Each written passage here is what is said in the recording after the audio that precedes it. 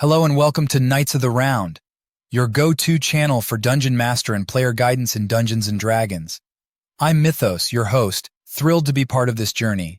Thanks for joining in. Being a lifelong Dungeons & Dragons fan, I've immersed myself in its captivating worlds and narratives, finding joy and inspiration. Now I'm excited to give back by creating content for both newcomers and seasoned players, contributing to this exceptional D&D community. A quick note for newcomers. Phandelver and Below continues from the Lost Mines of Phandelver. I won't cover the latter, as there are plenty of existing guides on YouTube. Also, I'll be using an AI voice for narration to enhance content creation efficiency. This episode covers everything a Dungeon Master needs to start Phandelver and Below. It includes history, background, charts, and detailed descriptions, essentially all the necessary preliminaries. Now let's dive back into our adventure and explore Phandelver and Below, the Shattered Obelisk. In the northern Sword Coast, nestled between Neverwinter Wood and the Sword Mountains, lies the town of Phandalin. In the past, it thrived and had strong ties with neighboring communities, but it was overrun by bandits, abandoned for centuries. Recently, settlers have begun rebuilding the town in hopes of making it their home, but they face threats from bandits, brigands, and monsters. Unbeknownst to the townsfolk, 3 fanatical mind flayers are hiding beneath Phandalin. They worship Ilvash, a deity from the far realm, and seek to establish a mind flayer empire on the material plane, starting with Phandalin as its capital. To achieve this, they aim to gather the remaining pieces of a powerful shattered obelisk from the Netherese Empire and infuse it with Ilvash's dark energy. This would transform Phandalin's population into loyal mind flayers. The Mind Flayers have allies who are helping them search for the obelisk fragments while petty bandits fight for control of Phandalin on the surface. The success of these allies, and whether the heroes of Phandalin can thwart the evil plans of Ilvash, is the central focus of the upcoming story. Running the adventure. To run this adventure, you'll require the core rulebooks for the 5th edition, including the Player's Handbook, Dungeon Master's Guide, and Monster Manual. The Monster Manual provides statistics for most of the creatures encountered in this adventure. For any remaining statistics, you can refer to Appendix A or the specific encounters where they are mentioned in the text. When you see a creature's name in bold type, it's a visual cue indicating that you should have the creature's statistics ready. This serves as a reminder for the DM to prepare the relevant information. Spells and equipment mentioned in the adventure are explained in the Player's Handbook, and magic items are detailed in the Dungeon Master's Guide, unless the adventure directs you to a description in Appendix B. Non-deadly resolutions. Throughout this adventure, there are numerous encounters where the characters may consider engaging in combat with their adversaries. However, it's essential to emphasize that non-combat or non-lethal resolutions are equally viable options for many of these enemy encounters. The characters have the opportunity to incapacitate foes, intimidate them into fleeing, offer bribes for information, or explore creative ways to peacefully resolve conflicts. It's crucial for the Dungeon Master to exercise their judgment, and if the characters are seeking ways to navigate these encounters without resorting to violence, it's encouraged to accommodate them if the narrative permits. The Forgotten Realms. The Forgotten Realms is a classic high fantasy world inhabited by various races like elves, dwarves, halflings, humans, and more. In this realm, you'll find noble knights embarking on epic quests, cunning rogues navigating city streets, clerics wielding divine powers, and wizards unraveling the secrets of the ancient Netherese Empire. Heroes are a rare breed, and threats, whether in the form of a dragon's fiery breath or a lich's deadly magic, are abundant. Our adventure is set in the Sword Coast region, where brave adventurers explore the remnants of fallen fortresses and uncover the mysteries of long-lost civilizations. Beneath the surface, the Underdark is equally rich in history and peril, teeming with monstrous creatures, ancient civilizations, and unimaginable horrors. The provided map depicts the Sword Coast region around Phandalin, with several marked points of interest, including Underdark locations crucial to this adventure's storyline. However, many parts of the map remain unmarked, offering you the creative freedom to design your own adventures and surprises for the characters to discover. Influence of the Far Realm. In this adventure, fanatical followers of the Far Realm are determined to convert the inhabitants of Phandalin into mind flayers loyal to the malevolent deity Ilvash. Even before the fanatics can complete their ritual in Chapter 8, their influence on the town starts to permeate the place with the strange energy of the Far Realm. The townsfolk begin to undergo unsettling transformations, and the very structures and environment of Phandalin show signs of decay, giving the entire town an aura of deterioration. The Transformation of Phandalin. As the characters revisit Phandalin in the later stages of this adventure, they'll observe the town and its residents increasingly affected by the sinister influence of the Far Realm. These transformations start becoming noticeable in Chapter 5 and progressively worsen, culminating in the characters' confrontation with the fanatics in the Far Realm during Chapter 8. In Chapter 5, the sky over Phandalin remains perpetually gray, and the town's structures appear more dreary than usual. The townspeople have a tired and pallid appearance. In Chapter 6, subtle, scaly fungi start to sprout between the crevices of Phandalin's buildings and cobblestones. The townsfolk begin to show signs of illness. In Chapter 7, intrusive fleshy weeds resembling tentacles begin to creep along the town's architecture and streets. The townspeople exhibit increasingly odd symptoms. In Chapter 8, the sky above Phandalin takes on a bright yet sickly green hue. The fleshy weeds grow thicker and longer, ensnaring buildings and structures like creeping vines. The townsfolk sprout tentacles and become irrationally angry and prone to violence. The stages of character transformation. Characters in the adventure undergo 4 stages of transformation due to the increasing influence of the Far Realm. They start at Stage 1 in Chapter 5 and progress to the next stage at the beginning of each subsequent chapter. Stage 2 in Chapter 6, Stage 3 in Chapter 7, and Stage 4 in Chapter 8. The nature of these transformations is determined by consulting the transformation effects table. The provided examples are just suggestions, and you're encouraged to tailor the transformations to each character to enhance player engagement with the story. Players can also provide input on these changes, and the effects can occur at your discretion, aiming for a fun experience rather than discomfort. As characters advance to higher transformation stages, the effects from lower stages become more pronounced, such as whispers growing more insistent or tentacles increasing in size or number.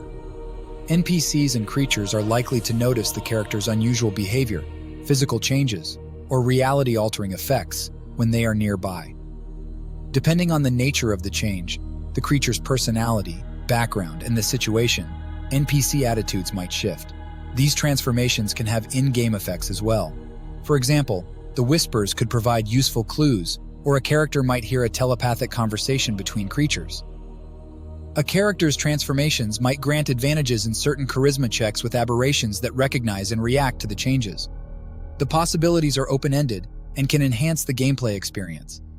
A chart of the various transformations that can affect the player characters, given the stage of play, and of course the roll of the dice, is shown on screen. As an alternative, you may want to make these possibilities known so that your players may choose a symptom of the Far Realm that they might enjoy role-playing. The Goblin story. The central focus of this chapter's adventure is a group of goblins residing in an abandoned Duergar mining outpost known as Zorzula's Rest. These goblins have occupied this outpost for generations. Centuries ago, the outpost was conquered by mind flayers, and the goblins living there were exposed to the strange powers of the Elithids. This exposure led some goblins to develop unique psionic abilities. While the mind flayers eventually departed, the goblins remained isolated from the outside world until recently, when the mind flayer fanatics reached out to them. Some of the goblins' descendants now possess these psionic powers, evident in the Goblin Psi commanders and Goblin Psi brawlers within their ranks. They collectively refer to themselves as the Sawplees, a simplified term derived from the Elithids' deep speech word for goblin. In recent weeks, the leader of the Sawplee goblins stumbled upon a mysterious gemstone, unaware that a new faction of mind flayer fanatics, connected to the Far Realm, planted it for him to discover. This gemstone enables Ruxathid the Chosen, the goblins' leader, to communicate telepathically with what he believes are godlike mind flayers. These supposed deities instruct Ruxathid and his goblins to locate unique black stone shards that originated from an ancient obelisk once situated in the wilds near Phandalin. This obelisk is linked to the ancient Netherese Empire and is believed to possess transformative properties, although the Goblins have limited knowledge about its history or capabilities. What they do know is that their gods have traced some of the obelisk's shards to Phandalin, desire these shards for a significant purpose, and require the Sawple's assistance. While in communion with their Far Realm patron, the Mind Flayers have learned that 4 obelisk shards have been concealed around Phandalin for an extended period. This knowledge serves as the driving force behind the Goblins' recent spree of crimes. However, many Goblins are also taking advantage of the situation to cause chaos in town purely for their own amusement. Chapter 5: Paths of Peril. Upon the characters' return to Phandalin following their adventures in Wave Echo Cave, they are met with a town in chaos. The peaceful town is now plagued by theft, vandalism, and violence, all orchestrated by a group of goblins, some of whom possess peculiar psionic abilities. These goblins have been operating in the background throughout previous chapters, and their actions have now taken center stage in the adventure. Distressed, and without a clear solution to aid the victims or apprehend the culprits, Townmaster Gwyn Oresong turns to the characters for help. He requests them to investigate the crime scenes, identify those responsible, and put an end to these troubling incidents. This mission eventually leads the characters to the Goblins' underground lair in an abandoned Duergar mining outpost known as Zorzula's Rest. Here, they encounter a goblin leader named Ruxithid the Chosen, who takes orders from potent overseers. Running this chapter. This chapter can be divided into 2 main segments: the investigations within Phandalin and the pursuit of Ruxithid. The Goblins have left 4 distinct crime scenes scattered around Phandalin, which the characters can explore in any order. Each crime scene offers at least 1 witness and the potential for combat encounters. By investigating these locations, the characters should accumulate enough clues to lead them to Ruxithid, the Goblin leader. Stopping Ruxithid is crucial to putting an end to the Goblins' criminal activities. The second part of the chapter involves tracking down Ruxithid, which takes the characters into Zorzula's Rest. This section follows the classic dungeon crawl style, where they will uncover mysterious secrets and face formidable adversaries. At the start of this chapter, characters should be at 5th level. Throughout this chapter, characters can progress up to 7th level, but no further. Character advancement occurs as follows. Characters level up when they discover the location of Zorzula's Rest and realize they must confront Ruxithid the Chosen and the Sawple goblins there. Characters level up again when they defeat Ruxithid and uncover details about a more extensive and malevolent scheme. Townmaster's Plight. As you return to Phandalin after your recent encounter in Wave Echo Cave, the sounds of an agitated crowd fill the air, drawing your attention to Townmaster Gwyn Oresong's residence. A group of townspeople has gathered there, with some demanding Gwyn's presence and others criticizing his leadership. A few in the crowd bear minor injuries, and all exude anxiety and frustration. The source of their discontent is the ongoing wave of crimes afflicting the town.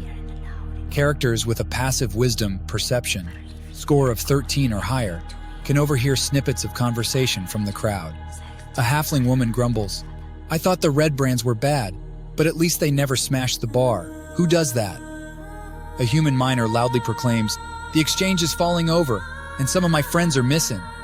An irritated elf man in a baker's apron remarks, "If I see one more of those gremlins come near my shop, I'm hitting them with a rolling pin. I can't take it." A flustered human woman comforts the toddler in her arms, saying, "It'll be all right. We just can't play outside after sundown, okay?" A human man holds up a sketch of an orc woman and shouts, "My wife's been missing for days. Do something, you coward, stop this." As you approach Gwyn's house, the exasperated townmaster abruptly opens the door and hastily ushers you inside. Gwyn appears harried, with flushed cheeks and heavy dark bags beneath his eyes. He shares the following with the characters. "I get it, they're mad, but what do they expect me to do about it? I can't handle a bunch of good-for-nothing ruffians on my own. I can't stop anyone set on breaking buildings and stealing things. It's ridiculous." Gwyn explains that during the character's absence, Phandalin has been plagued by a series of crimes, likely committed by goblins, based on eyewitness accounts. These incidents have stirred unrest among the townsfolk, who demand that Harbin take measures to protect Phandalin. However, Harbin is neither an investigator nor a law enforcer, and he feels overwhelmed by the people's anger. He beseeches the characters to investigate the 4 crime scenes, provide assistance to the victims, and find a way to put an end to the culprits' activities permanently. Harbin mentions that he tried to address the situation himself, but couldn't keep up with the numerous incidents.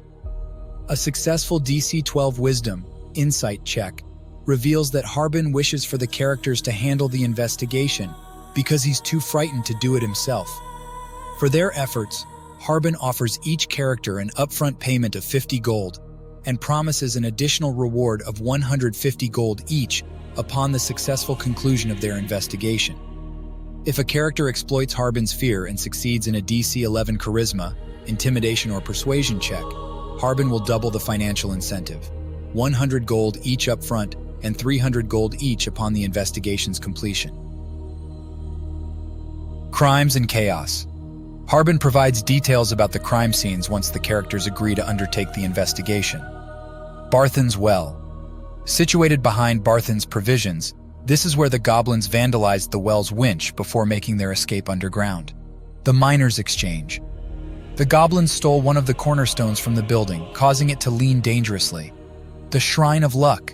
The Goblins not only vandalized, but also desecrated this shrine, resulting in people getting trapped inside. The Sleeping Giant. Here, the Goblins pillaged and wreaked havoc within the bar. This is merely a paraphrase, but rest assured, the details of these crimes will need to wait because they cover so much ground. What the Goblins know. Should the characters manage to capture, bribe, or charm any of the Goblins involved in the 4 crime scene investigations or random disturbances around town, they may be able to extract valuable information from them.